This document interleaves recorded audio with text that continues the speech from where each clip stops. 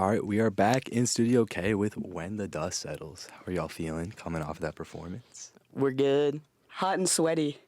I feel tough. Same. Yeah, the listeners won't be able to see till the video comes out, but they're aura farming on the couch right now. It's crazy. But do y'all want to introduce yourselves, names and instruments? I'm Silver. I'm the screamer. My name's Lockett. I play the drums. I'm Zoe. I do guitar and like screeching. I'm Lily. I play bass. All right, so we just heard 40 to 50 Feral Cowboys, Plumes, Duluth, Permafrost, and Palisades. Those sounded real good. And those are all off the new album, correct? Yeah. Yes, they are. Yeah, right off the bat. What was the process like of recording that album? We like took a break for a while, like playing shows, to start writing it. And I remember the first song took like forever to make. But once I believe that's Permafrost was the first one we made, right? Or well, Ladybug technically, but Well, I mean, specifically for the album, Yeah. it was Permafrost, and after that, it kind of all came quickly. And then we crammed all of our stuff into our small basement hallway so we could play as loud as we wanted. And there was a bit of fighting with the programs. Oh yeah. And things kept leaking. Our laundry is down there. There was a lot of water happening. It was a very wet session. Yeah. It's like shocking that nothing broke because we had to like go and get guys down there like in the middle of recording it to like fix a whole bunch of stuff because it was like leaking and like my cab got all wet and like surprisingly nothing broke from all that. True. That's tight. Very Como, Marcy Combs coded. Yeah, so do y'all want to talk about the history of this band? How did y'all meet each other? How did this band get formed? On my end, it's a little different for everybody because we kind of like recruited everyone in a weird way. But Zoe and I wanted to make screamo really badly, and so like one day we were just like, let's just do it. And at first I was on bass, but I couldn't play the bass. I also couldn't drum.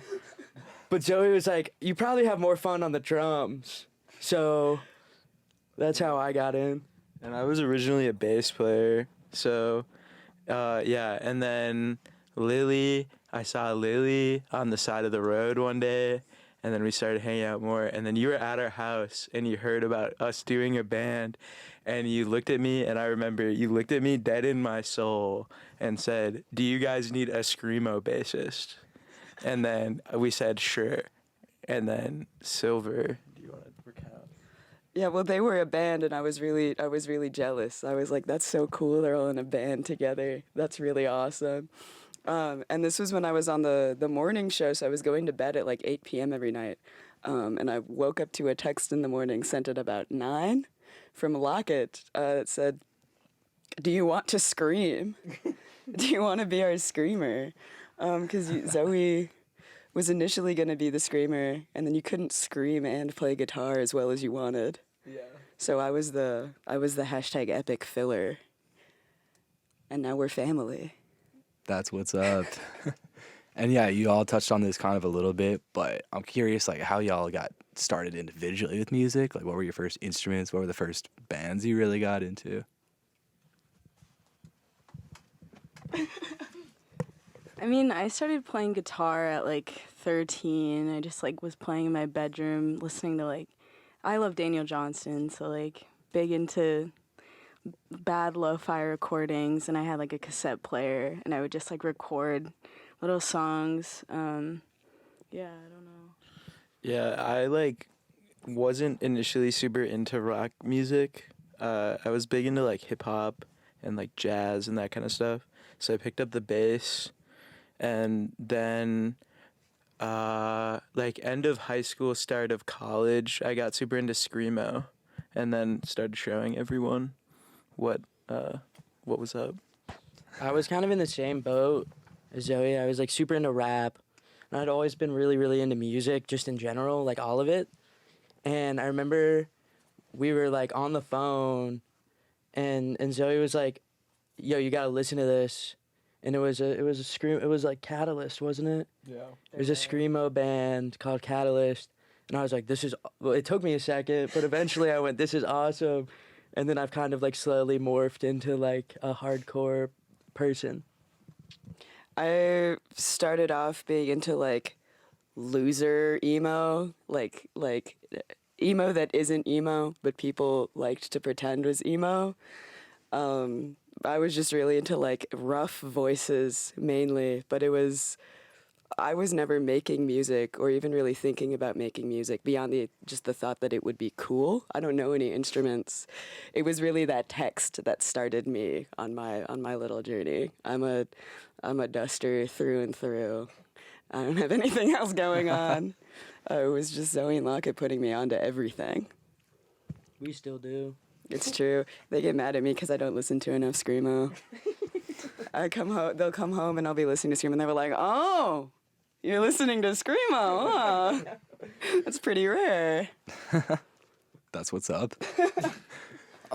Yeah, I got some questions about y'all been playing a lot of shows over the last few months. You pretty recently played a show with Usurp Synapse, Missouri Executive Order. I know that's some of y'all's like personal favorite bands.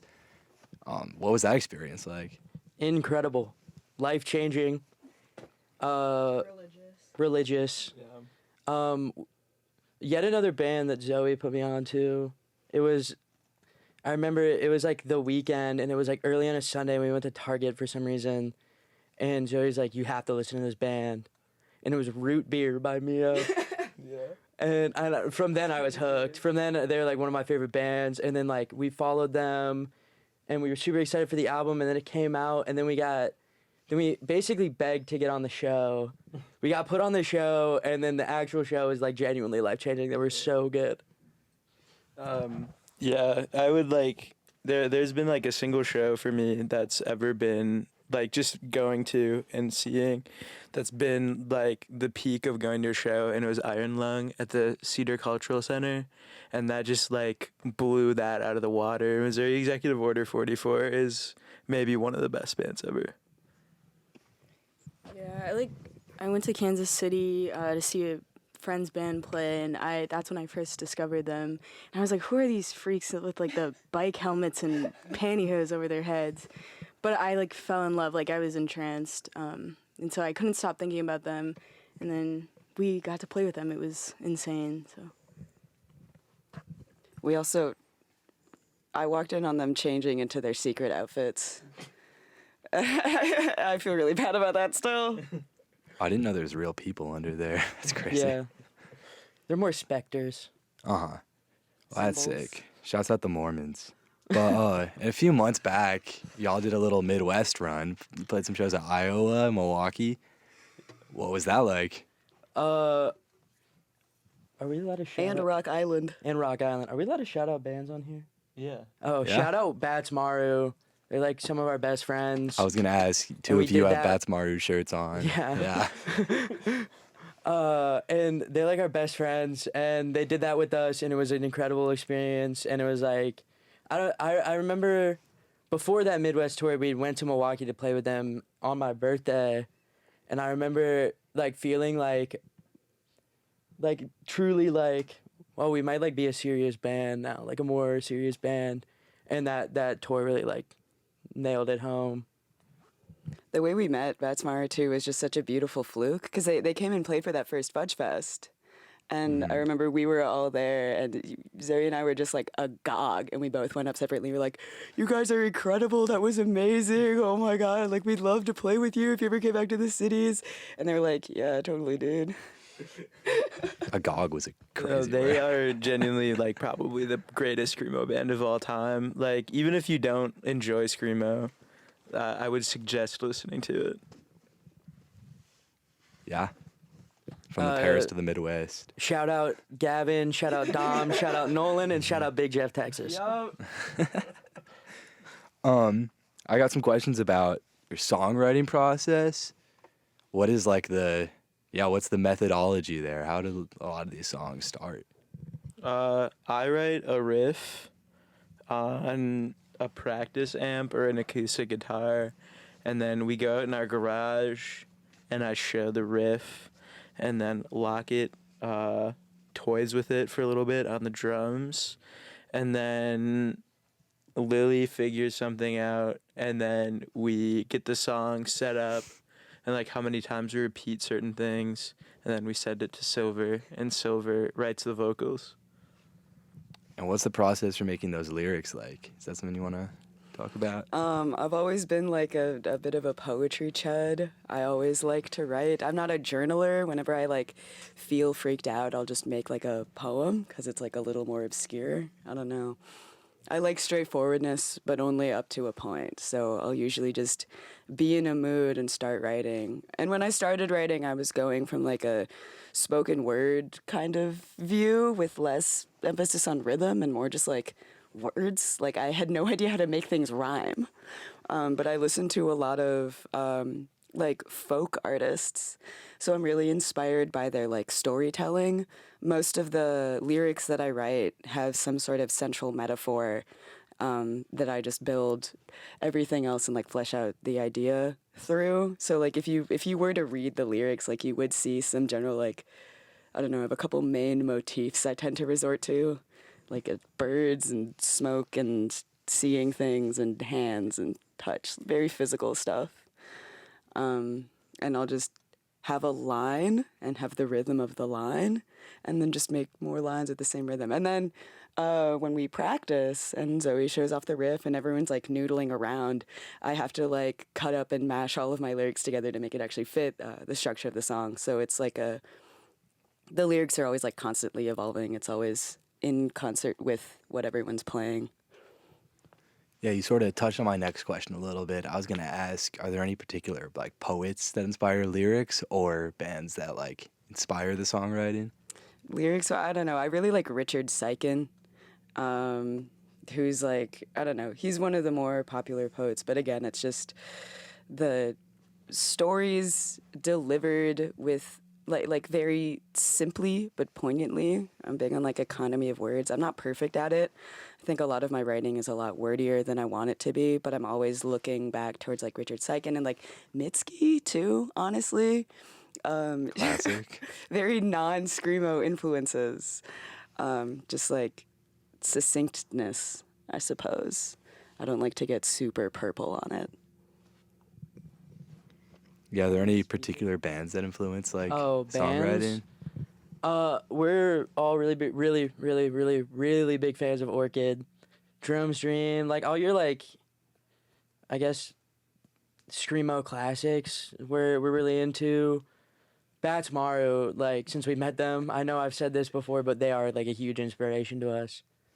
In terms of like non-screamo, Like Sonic Youth. Sonic Youth, obviously. There's a lot of like mince and grind bands that Zoe and I enjoy. Dahmer. Classic.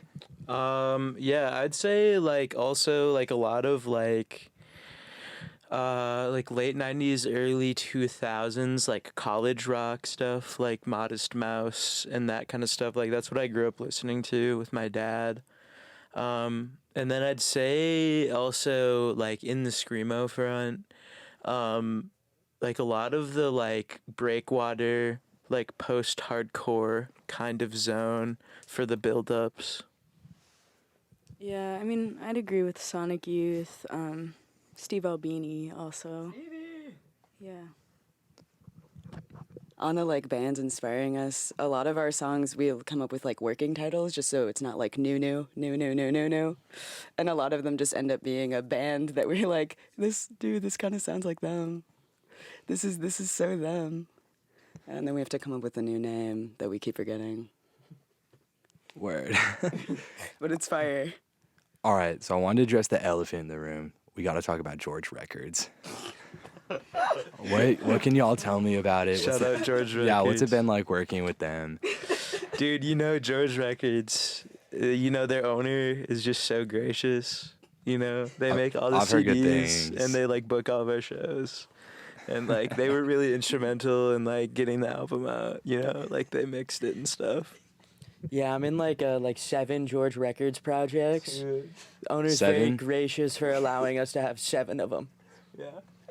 Really? Wait. They're like mysterious, like no one knows who George is. Like He's old though. he's old. He's an old Russian man. Art. He's Russian. Okay. All right. My final question: what shows do you have coming up? Are there any recordings? Any other sort of announcements we can look forward to? We have our release show tomorrow. Can I announce the? Yeah. We're going on tour in late May, early June. I know we have a show on the 24th. And the 15th. In the 15th. And in terms of like recording and new music, we have a split coming out with all of George records. Yeah. That's huge. And then we have, I don't know if I can announce the other one. We have something in the We have works. something in the works. Okay. And of course, we put our album out about 9 days ago, and it's on all of the streaming things. It's self-titled. We also want to do another record, I think. Word. I'm looking forward to all those things. Thanks so much for coming in again. Listen to When the Dust Settles on Radio K, Real College Radio.